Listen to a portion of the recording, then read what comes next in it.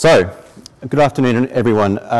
Now, I normally start to fall asleep on a Friday afternoon, so I'll try and stay awake, and I really appreciate you bearing with me. So, these are three of the greatest men in computing. They should be household names, but they're not. And they're three of the people that have inspired me through my journey. Does anyone want to hazard a guess who they are or what they did? Do we have any Polish speakers in the audience? No? No? No one speaks Polish? One. Okay. They are. Well done. Exactly. So I'll come back to these three guys in a second. But let me introduce myself. So as Simon was saying, my name's Doug. I have what I think is one of the coolest jobs in the world. So I get to sit down, design, and implement some of the coolest algorithms for detecting spam and preventing it from going to your inbox, and doing things like filtering out which mail should be important from which mail should not be important. So I work for Google as an engineer. I'm a self-confessed code monkey, and I love it. What I really love about it is that when I write a line of code, it gets executed billions and billions of times a day, and it affects millions of people, even if they don't know it. That's fine. That's great. What I really love doing in my spare time is trying to encourage kids to take a similar path, to experience that, to really get to know the fundamentals of computer science, understand the challenges, and become the next generation of engineers. So, our three heroes were credited with saving 338,000 people from the shores of Dunkirk, where they would have been killed or captured. That's one of the very first ways that decrypting the Enigma machine, the so-called ultra traffic, changed the course of World War II. And it's been said many times that having the ability to decrypt the Enigma machine shortened World War II by 2 years. How's that for impact as far as technology goes? It doesn't get much better than that. So, can you pronounce their names? Yeah.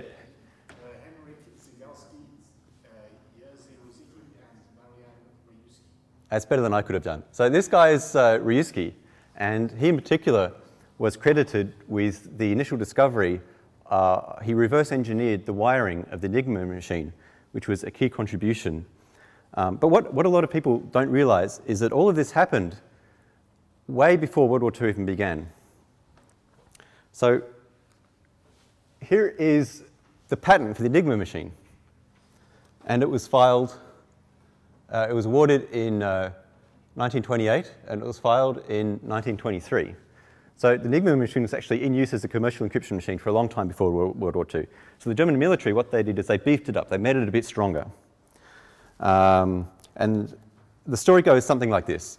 So Marian Ryusuke and his colleagues were studying mathematics at the University of Poznan in the late 1920s. And because of their background in German and because of their mathematical abilities, they were sucked off by the Polish Cipher Bureau into a secret cipher course at the university, at a military institution near the university. So they studied mathematics in the day, and at night time they went and studied this crypto course. And at the end of this crypto course, they started working with the Polish Cipher Bureau, and their first assignment was to take this German military code, not the Enigma machine, a separate four-letter code, and try and break it. And they did, and they did this very quickly. And as a result, they were so impressed, they gave Marian the job of decrypting this brand new German military Enigma machine.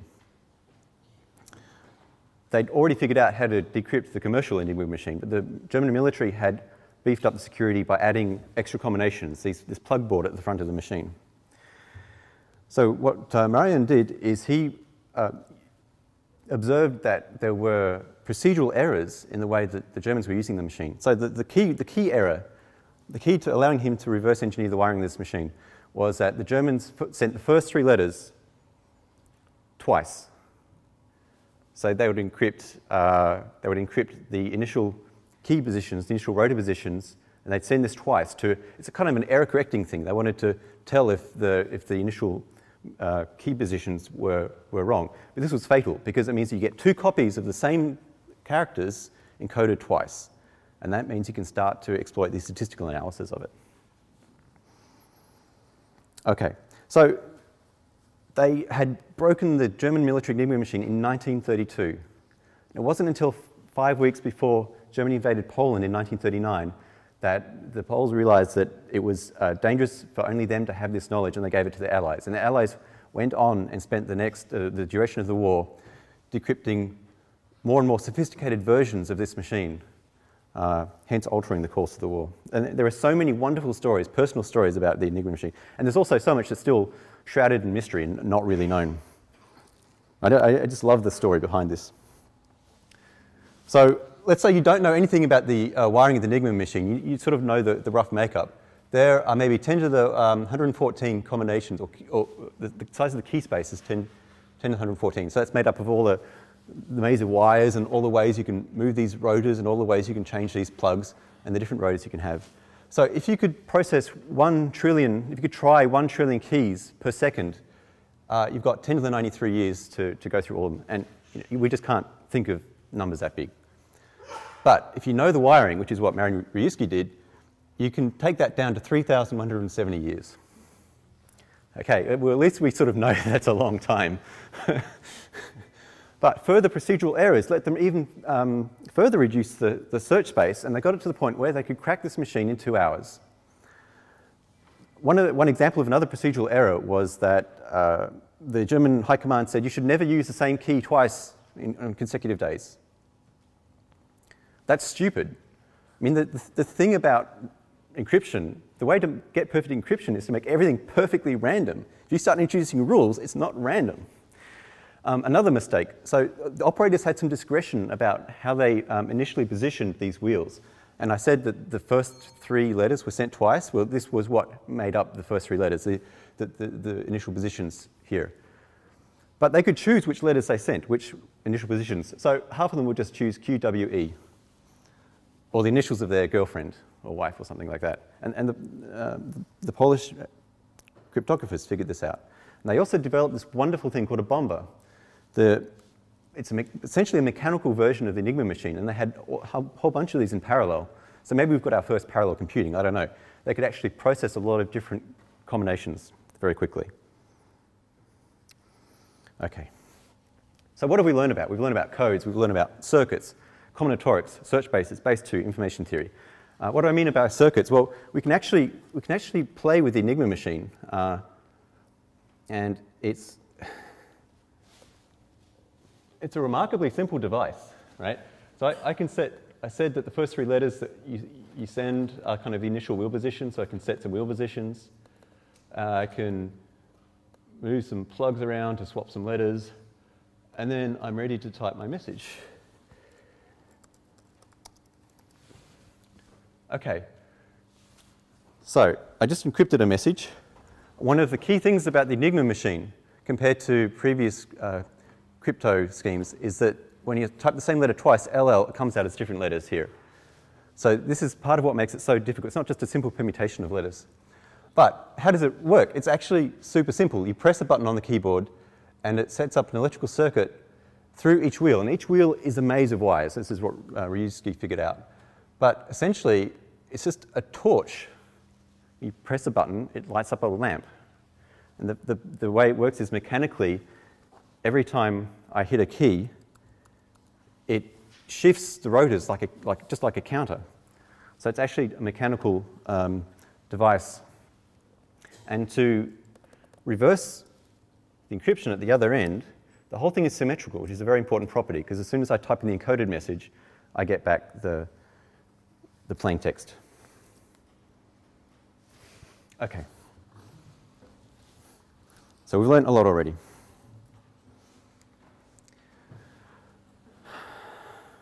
So I mentioned that the heart of cryptography is randomness. If we want perfect cryptography, we need perfect randomness. This is really interesting to me because although Tony is absolutely right, it's almost impossible to predict the outcome of a complex program. On the other hand, we actually build computers to be as deterministic as possible. We don't want them to be random.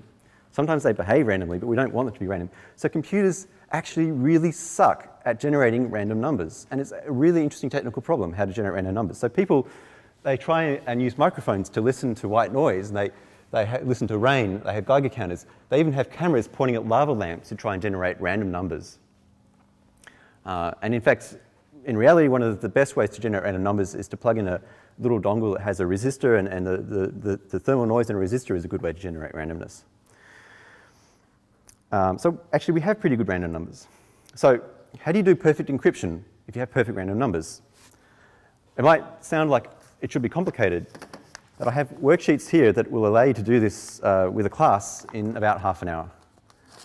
And to try and give you an idea, you get your class to generate a random sequence of ones and zeros. Toss a coin, give them all coins, toss lots of them, write down the results, head, tails, 1, 0, 1, 0, whatever you like. Get them to create a message that they want to encrypt in plain text as a group, maybe 10 people. And I've done this with a lot of classes. So I've been to a lot of classrooms and taught this, and they get it. It actually works. So each student can be responsible for encrypting 2 letters. So you write your letters here. You have this table, so you can convert the letters into a binary sequence. So you write out your binary sequence here. So each student is responsible for 10 binary digits. And you get the same student to generate their 10 random numbers, part of the key. So this is going to be the key, which they've done by tossing the coin. And then they do this encryption step, which is a simple exclusive OR function. So the exclusive OR function is kind of magic. It allows you to mix a random sequence of ones and zeros with a message and perfectly encrypt it. So that if no one knows your random sequence, and if you only use that random sequence once, a so-called one-time pad, then you can provably not really do any better than this. It's as strong as it gets. And the whole process is symmetric. So what you need to do is get some other students to take the encrypted text and the key, reverse the whole thing, and they should get the same message out. And usually they do it, and the nice thing is if they get 1 or 2 letters wrong, it doesn't really matter, the message comes through. So we've just learned about a whole bunch of other stuff. We've learned about pseudo-random numbers. The way computers normally generate numbers is through pseudo-random numbers that look sort of random, but they're not really. We learned about some probability, binary arithmetic, logic gates, so exclusive OR is a nice logic function, and encoding text. All of these things sort of fundamental aspects of computing. So if this encryption process with exclusive OR using a one-time pad is so perfect, why are thousands of mathematicians still employed? Why does the NSA still exist? So all we've done is we've reduced the problem of doing encryption to the problem of how do we get this key, this one-time pad, how do we distribute this to the other person? So I'm Alice. I've created my key, and Bob wants to decrypt the message that I've encrypted with this key. Bob has to have the same key. So I have to pay someone with a briefcase and handcuffed to them to take my super secure key and hope that no one intercepts that on the way.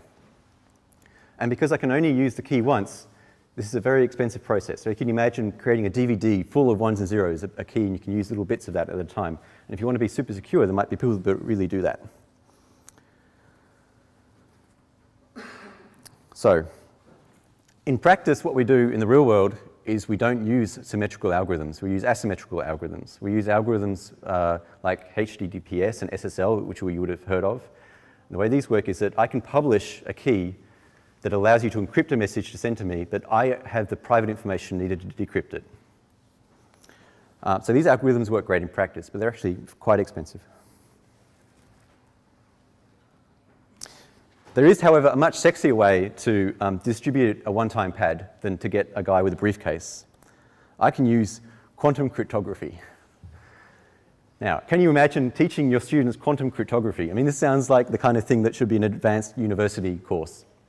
Now, I'm not going to do it with you today, but my claim is that an A-level class should be able to get the basic idea of what's called the BB84 quantum key distribution algorithm. And all you need is 2 pairs of polarizing filters and a light source. So you can get polarizing filters. I've done this before, right? I got all these old laptops, ripped them open, take out the screens which are polarizing filters. These are linear. You get some circular polarizers. So if you have 2 pairs of these, you can actually set up this entire experiment in the classroom. Right. So I don't want to go too much into that right now. Yes, it is hard, but that's sort of the point. So what is all about? I mean, it's nice to learn about encryption and stuff, but what is my point from a pedagogical point of view? I picked three real-life stories today. We've just done the first one, encryption, that are, they have both a human element, have a story behind them, but they're also difficult. And my belief is that you can take any of these technologies and really break them down to a point where students can understand them, and because they're real and because they have a story behind them, they have a lot of motivational power. So I think physics and mathematics, they know this trick. When you learn about mathematics, you learn about Euclid, you learn about all of these people through history that have contributed to mathematics. When you learn about physics, you learn about Einstein. They're sort of intertwined. The history of science is often intertwined with learning about science. And somehow, to me, in computer science, in computing, we don't do this. We're so tied up with the glory of the technology, you know, the wonder of sprites moving around and things going, machines that go ping, that we sort of forget to tell this story, which is a very motivating thing for students, I think. I also think we should dive deep. We shouldn't be afraid of really digging into the technology, like quantum cryptography. It's very, very complicated, but it is actually achievable to get students to understand this. So Steve Ferber said something very interesting this morning to me, said it to all of us. Paraphrasing, he said something like, he thought he had a better learning experience with punch cards than students get today. And this really rang true to me because, well, let me take a step back. I think computers can only do three things. So they're actually fairly simple devices. They can move data in and out of registers. That's one. They can do simple computations, simple mathematical computations, transformations on this data. And the third is that they can change their execution path based on simple comparisons or external interrupts. So maybe you could argue with me about that. And you're right, actually. Computers can only do one thing. They can take a set of bits, and they can turn them into another set of bits. That's the bottom line. So all of these programming languages that we create are abstractions to help us create complex programs rather than just typing assembler all the time. These abstractions are necessary. So these different programming languages from C to Python, to things like graphical programming languages, they're all necessary abstractions, but there is a slight risk that we can abstract so far that we lose touch with the hardware and the joy of knowing exactly what's happening in the machine. It's very empowering to know that when you are writing a little bit of code, that it's going to be transformed into these very simple primitive operations. Okay. So whenever I get overwhelmed by the complexity of some piece of technology, I like to remind myself of this, and somehow I find it calming. I mean, when I wrote my first Pascal program and compiled it, I was like, wow, this is compiled. This is the real thing. This is the machine code. This is running on the processor. It's hard to get that sort of sense sometimes when you're writing, say, Java code for a virtual machine.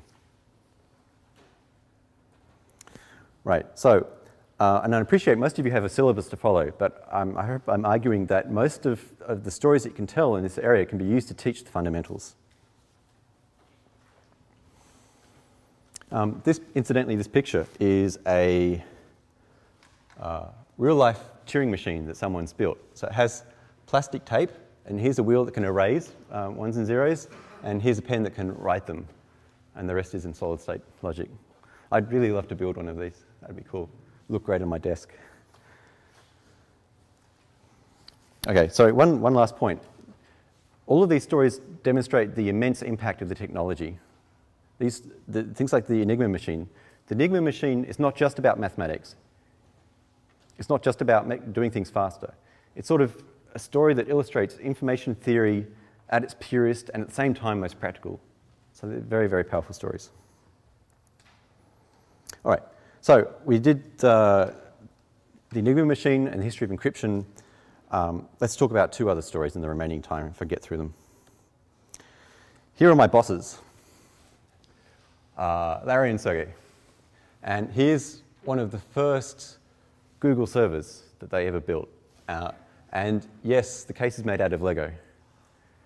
And this is actually sort of reminding me of just the color scheme. You can see where the Google color scheme comes from now. But this is somehow reminding me of the Scratch system that we've learned so much about today already.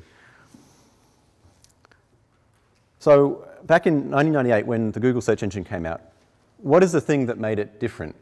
Can anyone tell me what sort of accurate results? Why were the results accurate? Sorry, someone said PageRank. Right. So PageRank is a way to analyze the links of the web in order to figure out which pages are the most popular. So there's lots of mathematical ways to describe this. You can talk about it in terms of linear equations, solving a linear system, inverting a giant matrix the size of the web. You can talk about it in terms of graph theory, drawing nodes and links and analyzing the backlinks. You can also talk about it in terms of random algorithms. And that's what I'd like to do today. So I've rewritten the web for the purposes of this session. So it's posted up around the room from A to J. So we have 10 web pages. And I'd like some volunteers to come down and perform the PageRank algorithm. So I have dice here, so I need 30 volunteers to take a die each. And I'd like to suggest that the front rows, it would be just easier if the front rows stand up. And just to start with, just come down the front, grab a die, and just move to one of the pages, distribute yourselves randomly amongst the pages. So on each page, please start coming down, and I'll keep describing. Maybe I'll wait till people have randomly allocated themselves.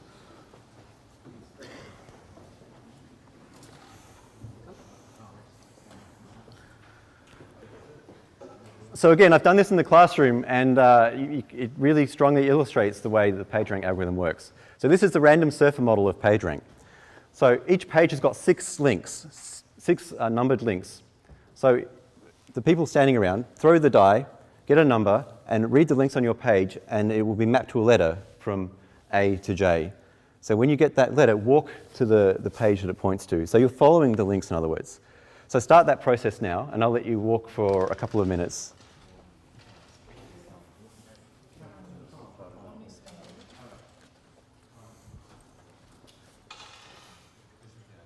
There in front. Keep going. Keep going.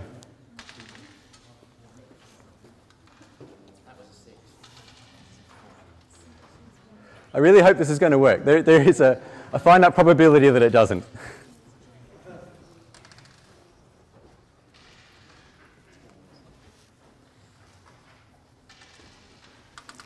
Okay, can you stop at the next page? Okay, maybe, okay. All right, we done? All stopped? Okay, good. So we've just performed the PageRank algorithm. So the page with the most people, looks like J over there, is the most popular page on the internet.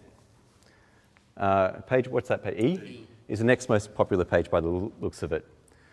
So bear in mind that we haven't done any search query yet. All we've done is establish an overall ranking of the web pages. So now I do a search. Let me search for the term vampire. So everyone, please have a look at your web page, and if you can see that the web page is about vampires, put your hands up. All right. So these pages are about vampires, but because this page has got the most people on it, the highest page rank, I declare this as the first page. Now, of course, I predicted way ahead of time that this was going to be the case.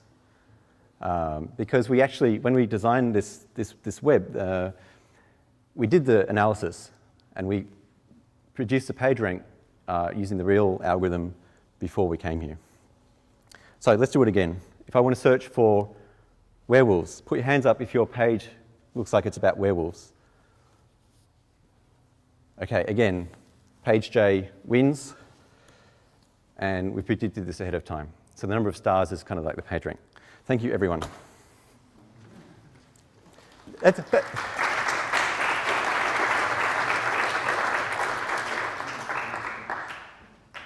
So PageRank was supposed to be this wonderful, complicated algorithm. It's got lots of papers. That's it. And actually, because the web is so big, this is not so far divorced from how it's actually computed in real life. Obviously simulated. Can I ask a Yeah. Are you talking about how many people visit the page that Google ranks, or how many other pages point to that page that Google ranks on? It's essentially how many other pages point to that page, but it's not a single link, right? It's how many pages point to those pages, and it's all a cyclic graph. So another mathematical way to think about this is you sort of pretend it's a graph. You can do Monte Carlo algorithms on it, and you can establish this kind of standing distribution of visitors to a page, and that's sort of like the PageRank.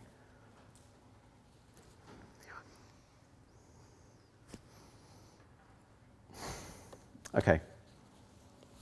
So we've learned now about the internet, we've learned about the World Wide Web, we've learned about HTML, we've learned about graphs, graph theory. We may have thrown some linear algebra in there because you can compute this by solving a set of linear equations, 10 linear equations in this case. And we've learned a bit about random algorithms. And there are some search factoids up here as well. So PageRank is one of only 200 plus signals these days in the Google search ranking. There are more than 1 billion search queries per day. And if you kind of compute that per second, it's something like 17,000 queries per second.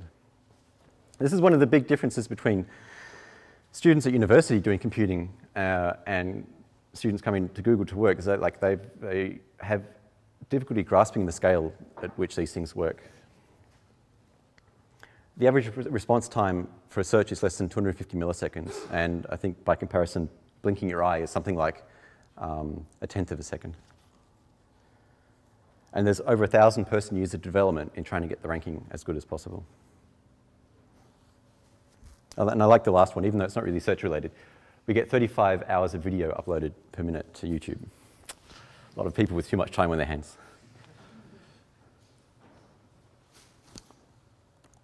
Okay, so the next thing I want to talk about, the third story, is Hawkeye sports technology. So how many of you are familiar with Hawkeye or seen the results of it, right? And as far as I know, it's a British company, or at least it was definitely developed in Britain. So it's a fantastic story, especially around about now with Wimbledon going on. So it's the same company, same kind of technology that does the tennis stuff and can even do football. So how does this work? I mean, it looks really amazing when you see it in real life. How can they know that Shane Warne, sorry, I'm Australian, Shane Warne's the only spinner I know right now. How can they watch the way he bowls and figure out that it's going to land and it's skidded off that way and it would or would not have been an LBW? So there are three problems to solve here, and they can all be broken down. They're all interesting problems in their own right. The first one is, obviously there are lots of cameras watching the action, and they're high-speed cameras. They're very cool technical devices in themselves. But at the end of the day, we get an image from them, and the image is still often very blurred. So how can we figure out where the cricket ball is in this image, or whatever other ball is in this image? The first trick that we can do is we have a fixed background. These cameras aren't moving, so we subtract off the background. So because the ball is the only thing that changes from frame to frame, the ball is the only thing that shows up. Actually, there'll be a batsman in there, so the batsman confuses things a great deal. But you can see immediately that this is now a much easier problem to find a round object. So I can detect that the ball is in this frame. I can do this over a sequence of frames. So I might have 10 cameras all pointing at the stumps, and they produce something like 60 frames per second or 100 frames per second, and I can pick out the ball from each one. So this is already a fantastic start. So the second problem we have to solve is, given that we have multiple images of a ball taken at the same time, and we've located the ball, how do we turn those 2D images into a three-dimensional picture of where the ball is at that moment in time? So I also have an exercise, so I need 2 volunteers to help me with this one. Thank you. And one more volunteer. Thanks. So you guys are now cameras, your high-speed cameras, your very expensive pieces of equipment. You're on the left, and you're on the right. So you can stand about about here. If you could stand about here. So there are your stumps. Okay. So you need to sort of imagine that your eye is the center of focus, and it might actually help to close one eye to do this. Doesn't matter which one. And the transparency here is the plane of the camera. That's the image that we've taken.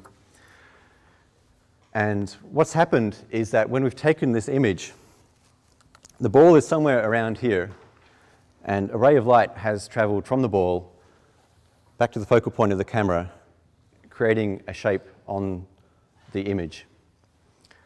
And what happens in the computer when we're actually doing the stereo reconstruction is that we're sort of reversing this process. And I'm going to try and simulate this with two laser pointers. So the laser pointers represent the rays of light. So this cutout is where the ball is on your image, and you've got another cutout in a slightly different place.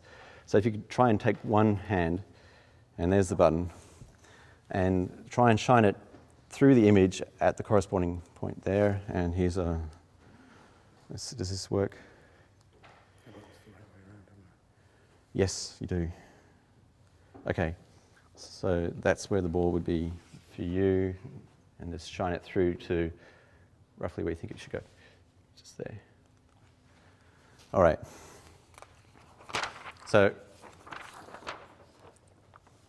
now what I do is I'm going to try and find the point in space where these two lines most closely intersect. So I'm just doing this bit by trial and error, but obviously you can do some nice linear algebra to figure this out exactly. And they were closer together, but I think my helpers are getting tired. Right. So I'm going to say right about here is where the ball is. So we're done.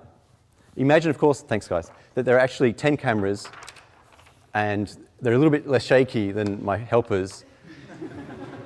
So the system is actually accurate to within the radius of the ball itself, which is what you need. Great.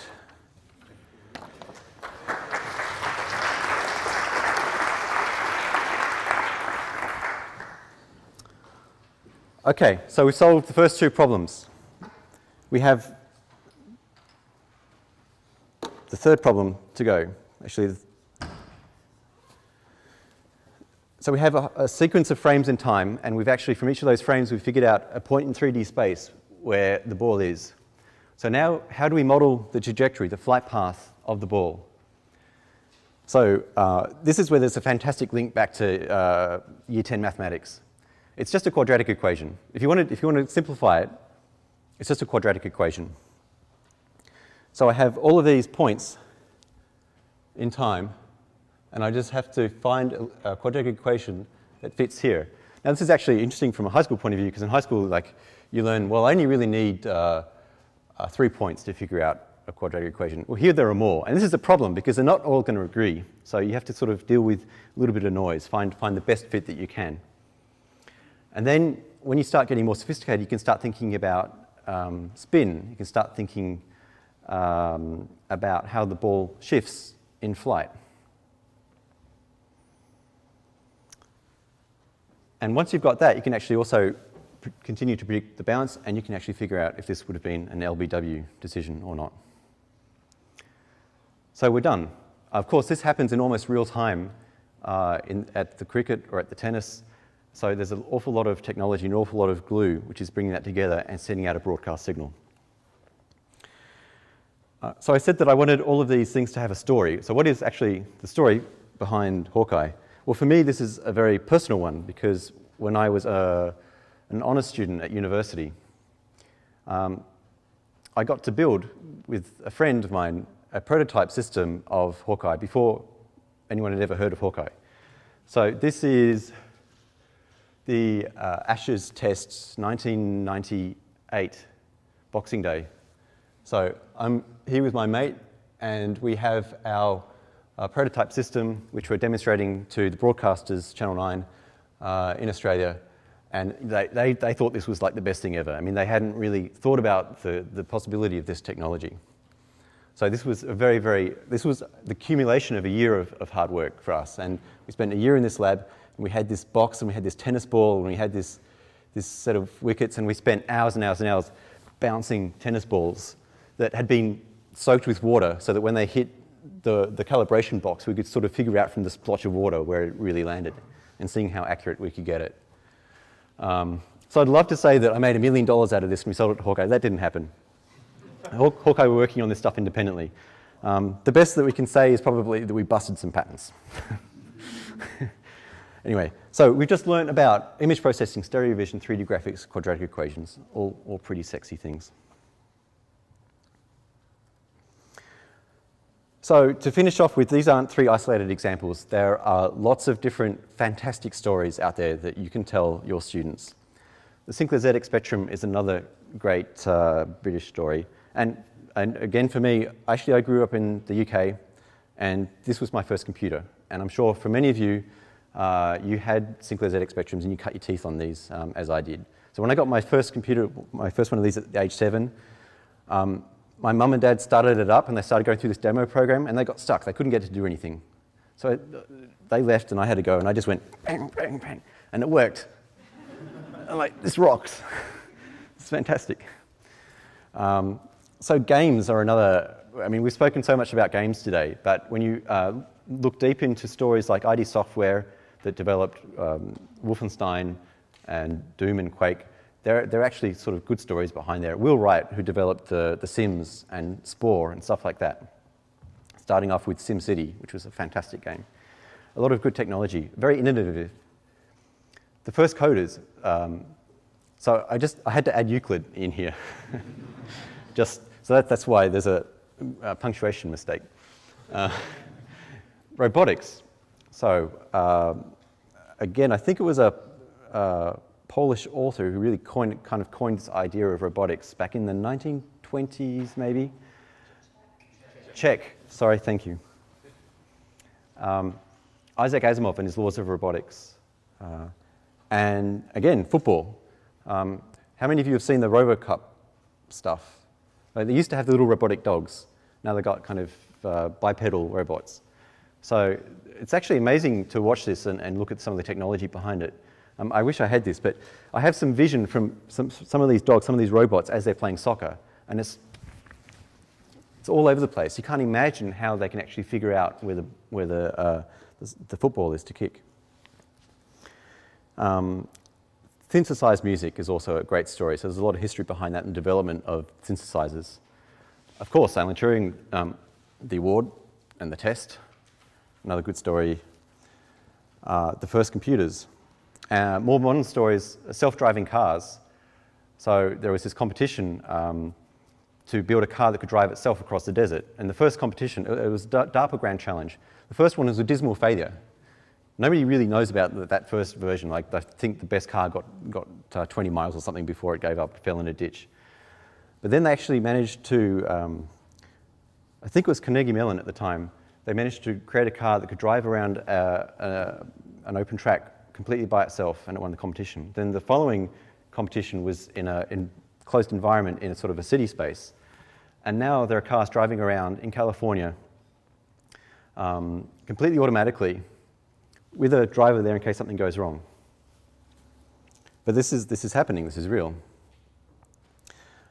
And a personal story for me, because my background is in artificial intelligence and machine learning, the first time I was really, really impressed by this idea of artificial intelligence was when I heard the story of Gary Saro, who taught a machine to play backgammon. And he didn't teach it in the classical machine learning way, which is to present a bunch of board positions and a good move. He taught it in a method that's called reinforcement learning. I mean, it's not unlike Pavlov's dogs. You give the machine a reward when it does the right thing. You give the machine a virtual reward for winning the game and a virtual penalty for losing the game. And by playing itself with this very, very weak signal, it learned to play backgammon to a grandmaster level. And he played it against human players. And the amazing thing was that the human players said that they picked up strategies that they had never thought of before that made sense, but they'd just never seen them before. And it was because we didn't bias them with the human way of playing. They really taught themselves from scratch. And the same person was involved in the Watson computer with IBM that won the Jeopardy challenge. So my final message is, please use these amazing stories, all the amazing stories that you can think of, to help uncover the fundamentals of computer science. So just today, Scratch, Connect, smartphones were things that I learned about, stories that I have discovered that I think are fantastic stories. And hopefully by doing this, we can educate the next generation of engineers. Thank you.